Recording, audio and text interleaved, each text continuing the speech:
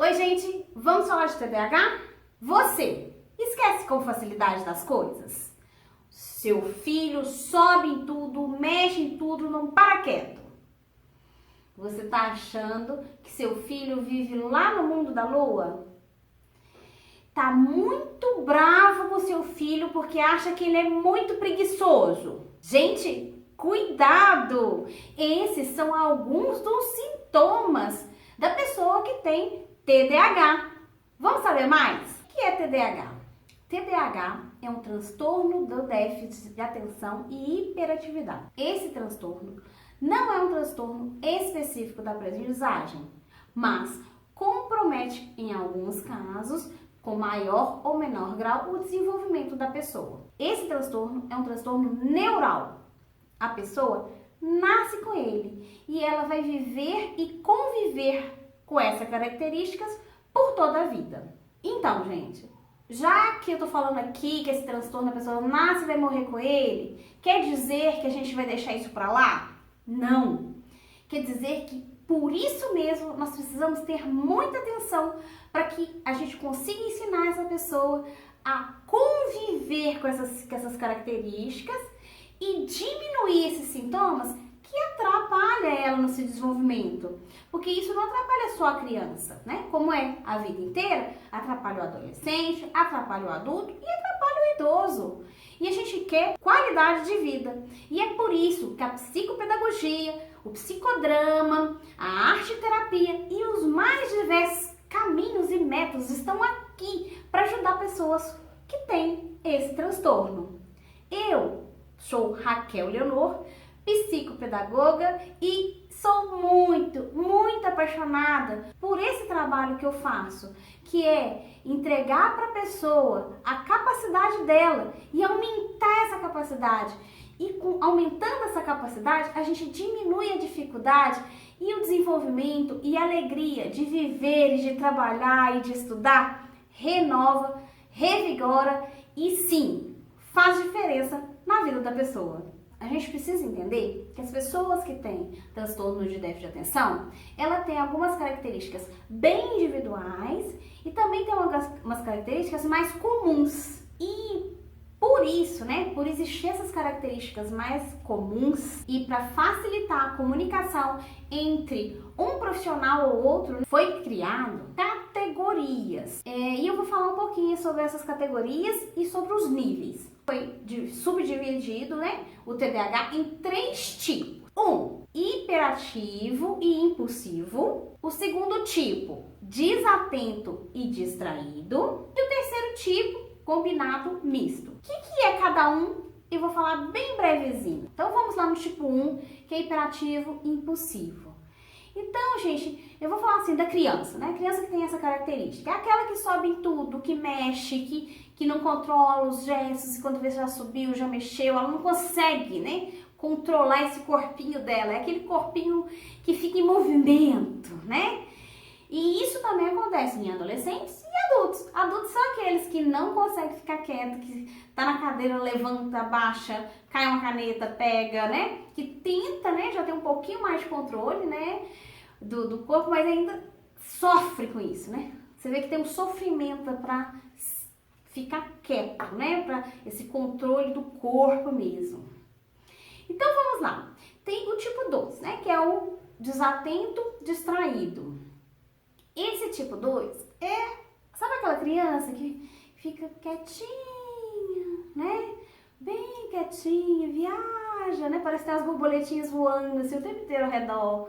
Ou aquele adulto, né? Que você conversa com ele, fala, né? E de repente ele fala, hã? Aí você fala, não tô acreditando que ele não tava ouvindo o que eu tava falando. Então, assim, essas são as características, hein, gente? Alguns dos sintomas, as características aí, como é que as pessoas aparecem pra gente. E o combinado, ele tem essas duas características. No mesmo tempo que ele tem essa agitação, né, do corpo, né, que essa impulsividade, né, ele vem também com a desatenção, né, o flutuar, né, das ideias. E a gente precisa tomar muito cuidado, porque enquanto eu tô falando aqui pra vocês, quantos rótulos eu falei? Quantos rótulos a gente dá para essas pessoas que têm esse transtorno e que, às vezes, com simples monitoramento, acompanhamento de um profissional sério, esses sintomas iam diminuir, né, iam ser controlados de forma que a pessoa, né, conseguisse se desenvolver, se relacionar, tanto na vida pessoal, na vida profissional, né, e na vida acadêmica. Gente, é importante também, né, que além dessas categorias, né, desses tipos, nós temos os níveis. Nós temos um nível leve, que aparece esses sintomas, essas características, mais leve, assim, sem causar muitos danos para o desenvolvimento, mas existe e atrapalha. Não é aquilo assim, não é aquela pessoa que é um pouquinho distraída, não. Ela é um pouco mais, só atrapalha um pouquinho, mesmo sendo leve, né, para ser característica de TDAH, tem que causar algum problema no desenvolvimento dessa pessoa, né, nas relações dela. Aí depois tem o nível moderado. Ele é um pouco mais do que o nível leve, né, e nele fica mais fácil até de observar e de ver, né, essas características. É mais rápido de ser diagnosticado, né, de procurar uma ajuda, que é o nível moderado, que é um pouquinho mais do que o leve. E mais as consequências, problemas com isso, não são tão elevados como o que eu vou falar agora, que é o do grave. No grave, esses sintomas, essas características são bem acentuadas e também, né, o problema de desenvolvimento acaba ficando muito acentuado. Então, gente, depois que a gente entendeu aqui, né, as categorias, os níveis, a coisa mais importante, gente, é você entender que uma pessoa que tem um transtorno de déficit de atenção e hiperatividade, ela é única. Existe essa categorização, esses níveis, mas a gente precisa sempre, né, ter um olhar no indivíduo. O que esse indivíduo precisa e qual é o caminho, qual é o estímulo que esse indivíduo precisa para se desenvolver em todos os casos da sua vida, em todas as relações que ele estiver. Então vamos lá, gente. Então eu já falei mais ou menos como é que é as características, os sintomas, né, de uma pessoa com TDAH. Falei que a gente tem que sempre pensar nele como indivíduo. E agora eu queria falar para vocês como a psicopedagoga, eu e todos os outros profissionais da psicopedagogia, pode te ajudar. A criança, o adolescente, o adulto e todos que chegam aqui com essa suspeita, a gente precisa pensar como está, né? Como está isso nessa pessoa, nesse momento? E para a gente fazer isso, a gente faz uma avaliação psicopedagógica para a gente avaliar como está o desenvolvimento, quais são as características dessa pessoa, né? Para a gente também poder posicionar ela aqui, qual tipo que é, qual nível que é, né? Para a gente também entender qual será o estímulo que esse indivíduo específico vai precisar. E aí, depois que a gente faz todo um levantamento, a gente levanta uma hipótese, que chama hipótese de diagnóstico, ou seja, a gente o psicopedagogo nunca dá um diagnóstico. A gente sempre trabalha com equipes, ou seja, a gente sempre precisa mais de um profissional, especificamente nesse caso, um neurologista ou um psiquiatra, para que a gente possa concluir, né, se essa pessoa tem ou não tem TDAH. O diagnóstico, né, é fechado ou neurologista ou psiquiatra especialista nesse tipo de caso. E o médico, ele só consegue fechar esse diagnóstico com precisão e com assertividade quando ele leva um relatório de algum outro profissional, terapeuta, que avaliou características com muita cautela, várias sessões, para que não tenha erro. O médico vai pegar essa avaliação psicopedagógica ou avaliação de um outro terapeuta e ele vai observar aquelas características e através do conhecimento médico dele é que ele vai falar sim, essa pessoa tem ou não tem TDAH. E aí retorna para o psicopedagogo com TDAH, tem essas características? Então vamos começar então a intervenção com o acompanhamento psicopedagógico. Se o médico fala, não é, a gente precisa de observar mais esse e esse ponto, nós como psicopedagogos podemos começar uma intervenção levando em consideração as pontuações do médico. Então, gente, é isso. O trabalho, né, esse diagnóstico, essa avaliação, ela é uma avaliação que precisa de pelo menos 2 profissionais para que ela seja assertiva. Agora vamos falar do tratamento? Porque a gente já entendeu o tanto que isso dificulta a vida da pessoa. E aí, o que a gente pode fazer para reverter essa situação e essa pessoa se desenvolver, né, sem se frustrar, sem se deprimir, sem que as outras pessoas rotulem? Como que a gente pode fazer? Gente, tem um monte de coisas, um monte de materiais, um monte de métodos, um monte de recursos. Tem muita gente estudando sobre TDAH.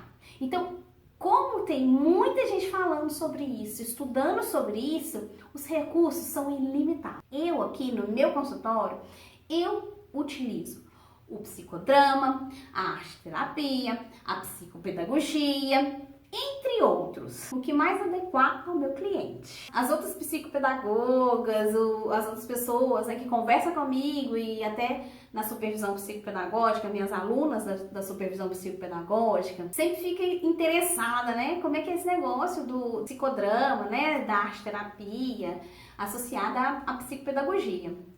E, nos casos de TDAH, é um casamento perfeito, sabe? Por quê? Porque todos esses recursos, né, que eu falei e que eu estudo e me aprofundo cada vez mais, eles estão ligados ao autoconhecimento. A pessoa, depois que ela tem um autoconhecimento, ela tem condição de posicionar de uma forma mais coerente com as características dela e com o mundo que a rodeia. Então, cada vez, né, que a gente faz alguma coisa aqui no consultório e que a pessoa se descobre, é mais um passo para que o desenvolvimento dessa pessoa siga de uma forma linear e com a garantia que essa pessoa vai conseguir se restabelecer, se organizar, tanto corporalmente como mentalmente, para que a sua vida aconteça e ela possa estudar, né? Depois fazer uma faculdade, concurso, se relacionar com outras pessoas, enfim, ser feliz, sem que ninguém fique todo tempo falando, você não faz isso, você é preguiçoso, porque os rótulos que são dados, né, para as pessoas com TDAH são muito pesados, a ponto da própria pessoa cada vez mais se reprimir, não acreditar em si, não querer ir para a escola, não querer ir para a faculdade, não acreditar que pode trabalhar no que deseja.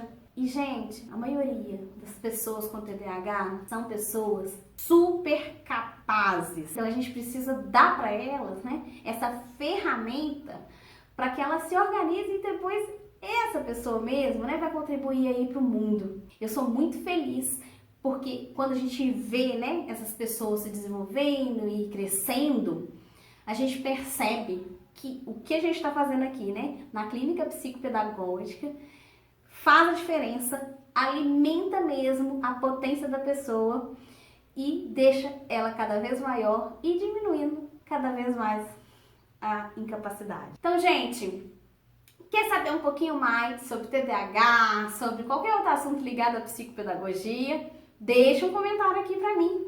Ó, esse aqui é o meu telefone. Quem quiser marcar uma consulta, pode agendar. Liga pra mim, agende. Ó, não se esqueça de se inscrever no meu canal e acertar o sininho para você receber as notificações, que em breve vai ter muito mais conteúdo.